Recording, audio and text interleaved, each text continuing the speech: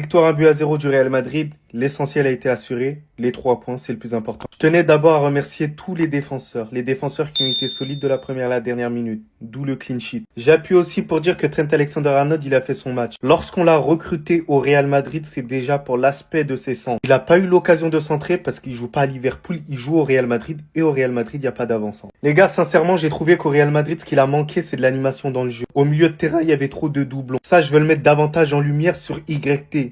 Demain, ça va sortir. Tchouaméni et Valverde pour un match face au Osasuna, c'était pas nécessaire. Mbappé et Vinicius, malheureusement, ça reste des doublons. Je trouve que Mbappé, il a fait le taf. Il a réussi à marquer son but grâce au penalty qu'il est allé lui-même chercher aussi. Vinicius, moins percutant que d'habitude, mais qui a été assez bon dans son approche, dans ses passes. Il a pas été dans l'exagération. Surtout qu'il y a eu souvent des prises à 2, des prises à 3, c'était assez compliqué. Brahim Diaz, même si sa première mi-temps, elle était assez chum. La deuxième période, c'était un peu mieux. On attend beaucoup plus quand même pour jouer au Real Madrid. L'entrée de Massantuonos, elle a fait du bien. Beaucoup plus de créativité. C'est tout ce qu'on veut. C'est un joueur mobile. C'est quelqu'un qui crée l'imprévisibilité quand même au milieu de terrain. Tout était trop prévisible en première mi-temps. Et je suis désolé, des joueurs comme Arda Güler, ils doivent ramener ces petites touches-là. Parce qu'en réalité, c'est pas normal que c'est Valverde en première mi-temps qui va demander en profondeur. Visiblement, le message est clair, Rodrigo, il est pas dans les plans de Xabi Alonso, en tout cas pour l'instant. Donc c'est à lui de bien réfléchir s'il doit rester ou s'il doit partir du Real Madrid. En tout cas, comme je vous ai dit, le plus important, c'était la victoire aujourd'hui. C'était tout simplement de ne pas prendre de but à domicile. Ça a été réalisé, c'est un match assez compliqué. Et voilà, on verra par la suite ce que ça va donner, mais on en attend quand même mieux. Mais c'est en vrai, ça va toi? En tout cas, bien, alhamdoulilah. Mais qu'est-ce qu'il nous a fait? Il est trop fort. On vous l'avait dit pour la saison Coupe du Monde. On l'a retrouvé. C'est le même qu'avant. Non, en fait, je crois qu'ici, on était tous choqués. Déjà qu'il a fait un travail de fou pour conserver le ballon jusqu'ici. Encadré par 2 joueurs. Il se défait de un en se retournant. Il se défait du deuxième. Il peut faire la passe. Il envoie le troisième à Tataouine. Bien évidemment, qui marque le seul but du match. Qu'il a bien évidemment lui-même provoqué. On vous a dit de pas pleurer. On vous a dit d'attendre. Et pour le coup, sa célébration, je sais pas ce qu'elle dit, mais on dirait des larmes. Les espoirs sont très grands. Il paraît que lorsqu'il y a une Coupe du Monde qui approche, il paraît que le Kicks le sent très fortement. Il paraît que ce Kicks peut devenir le meilleur buteur de l'histoire de la Coupe du Monde prochainement, peut gagner sa première Ligue des Champions avec le Real Madrid, peut gagner sa première Ligue avec le Real Madrid, peut définitivement gagner son premier ballon d'or. Et je me le répète, et je vous le demande, si c'est pas cette saison, ça sera quand? Parce que je vous le dis, ça sera jamais si c'est pas cette saison. Et aujourd'hui, c'est lancé définitivement et pour une bonne fois. La propagande Ballon d'Or commence dès maintenant. Ce Kylian Mbappé avec un tel niveau, ça m'avait manqué. Cette individualité. Non, là, les gars, on n'est pas prêts pour cette saison. Heureusement qu'on m'a réveillé, je m'étais endormi devant le match, les gars. Oh la purge qu'on a vécue, c'est ça le Chabibol. Victoire 1-0 du Real Madrid, but d'Mbappé. Ceux qui n'ont pas vu le match, vous savez, je sais, nous savons. Vous savez comment il y a eu le but, j'ai même pas besoin de vous le dire. Vous savez comment il a marqué. Le Real ne pouvait pas faire un match d'ouverture sans être fidèle à eux-mêmes, voyons. On galère un petit peu, on n'arrive pas à marquer. Penalty. C'est facile quand on est le Real. Penalty. Mbappé qui tire, but. Victoire 1-0 dans un match, mais tellement inquiétant. Ceux qui n'ont pas regardé, c'est vous qui avez eu la vision. Vous avez évité de vous infliger cette purge. Les fans du Real dans le déni vous diront l'important c'est les 3 points. Les fans du Real qui se soucient un petit peu plus de la situation de leur club vont vous parler de l'alarme qu'il se passe dans le Chabibol à l'heure actuelle pour ce match d'ouverture en tout cas, du manque de dangerosité dans la surface et sur la cage adverse. Parce que là, le jeu de possession qu'ils nous ont proposé contre une équipe qui a refusé le jeu d'ailleurs, Osasuna ont complètement refusé le jeu, mais ce qu'ils nous ont proposé pour attaquer, pour mettre en danger l'adversaire, les gars, j'ai pas été convaincu. En tout cas, le Real fait l'essentiel avec les 3 points. Comme d'habitude sur un penalty, vous connaissez l'histoire. Osasuna qui prend un carton rouge à la fin, etc. À voir pour les prochaines journées. Mais s'il joue comme ça toute la saison, les gars, on est déjà champion. Je vous le dis direct. Mbappé qui demande à ses détracteurs de continuer à pleurer. Voici la signification de sa nouvelle célébration. Et après, il nous regarde avec dédain à la caméra. Kylian Mbappé fait partie de ces joueurs qui se nourrit des critiques, de la pression pour performer. La question est de savoir, est-ce qu'il devrait faire tout ça après un penalty? Ça, c'est une bonne question aussi. Mais une chose est sûre, il continuera à bouffer l'énergie de Vinicius Junior tel un vampire si Vinicius ne se réveille pas tout seul. En tout cas, on a vu un Kylian Mbappé assez proactif. Mais franchement, cette équipe du Real Madrid a fait pas peur, les gars. Moi, on m'avait prédit la foudre. On m'avait dit que Xabi Alonso, il avait eu le temps de mettre en place des choses. Mais pour l'instant, il n'y a rien d'installé. Les phases de possession, elles sont assez ternes. Les joueurs, ils ne bougent pas. Et franchement, Osasuna avait de quoi faire dans ce match. C'était le premier match de Liga. On sait qu'un championnat, c'est très long. On verra à terme. Mais franchement, ma hate watch a certes pas été concluante, mais il n'y avait pas de quoi s'inquiéter. C'était Serginho Dubrazio et dites-moi ce que vous avez pensé de tout ça. Bao! Grand merci Kylian. Parce que honnêtement, s'il n'était pas là aujourd'hui, on se serait fait chier devant le match du Real Madrid. Merci d'avoir relevé le niveau de cette équipe qui est très très médiocre. Parce que oui, ça vous plaît pas quand on dit que c'est le Real de Kylian Mbappé, mais jusqu'à preuve du contraire, c'est la vérité. C'est lui qui provoque son penalty tout seul et c'est lui qui le conclut. Et lui qui fait des différences sur les côtés. On voit à un moment donné où il est marqué par 2-3 joueurs de Sasuna, il réussit à sortir du pressing et à faire sa passe. À retrouver du Kylian percutant qui n'hésite pas à aller en 1 contre 1, à aller effacer, éliminer ses adversaires sur les côtés. J'ai même envie de lui donner ce statut de libertin sur un terrain parce qu'on l'a vu sur toutes les positions du jeu. On l'a vu à droite, à gauche, en position 10, en 9 dans la surface de réparation. Dans ce match, dites-moi ce qu'il n'a pas fait. Alors qu'il était censé être accompagné par des joueurs comme Vinicius aujourd'hui et Brahim Diaz qu'on n'a pas vu. Clairement, je commence à me poser des questions sur Xabi Alonso. Est-ce qu'il a vraiment les armes pour manipuler une équipe comme le Real Madrid? Est-ce qu'il a vraiment un plan? Parce que des pivots assez offensifs comme Arnold aujourd'hui, qui était censé être un soutien, on ne l'a pas ressenti. Je vous rappelle, cette équipe de Osasuna, c'était très très faible. Ce n'est que le bas de tableau de Liga. Le pire est encore à venir. Donc ce Real Madrid, je vous pose la question, est-ce que c'est si différent d'Ancelotti ou pas? Je suis pas sorti. Des potes à moi, ils m'ont dit, viens, on sort ce soir. Je suis pas sorti pour regarder ça. Qu'est-ce que je fous de ma vie? Victoire 1-0 du Real, bravo, c'est mérité. C'est mérité. Le match était claqué, mais la victoire méritée. En revanche, ce carton rouge, pour moi, il était un peu moins mérité. Bon, fin de match, l'arbitre siffle une faute, le joueur de Sasuna continue à siphonner. Bref, il lui met un carton rouge. Bon, ça aussi, c'est pas mérité.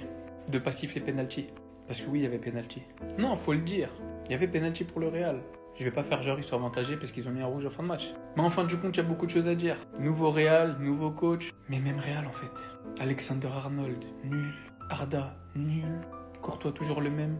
Hussein, toujours le même. Carreras par contre, plutôt pas mal. Au milieu de terrain, alors là, je suis à court de bruit. Vraiment le milieu de terrain du Real. Alors Valverde fait beaucoup d'efforts. Offensivement, défensivement, à droite, à gauche, il court beaucoup. Mais la cohérence du milieu de terrain, c'est zéro pointé. Et mis à part Kylian aujourd'hui en attaque, nul. Alors je sais que vous allez dire que c'est parce que je suis barcelonais, je suis en anti-madrilène si vous voulez.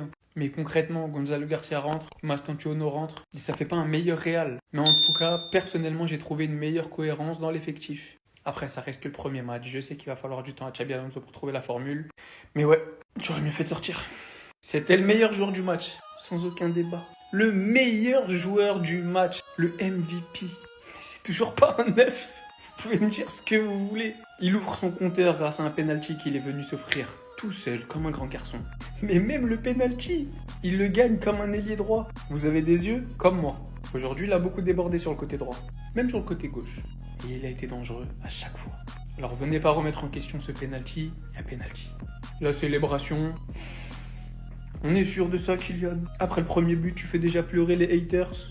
Une chose est sûre, nouveau Real, même Madrid. Quand l'un est bon, l'autre ne l'est pas.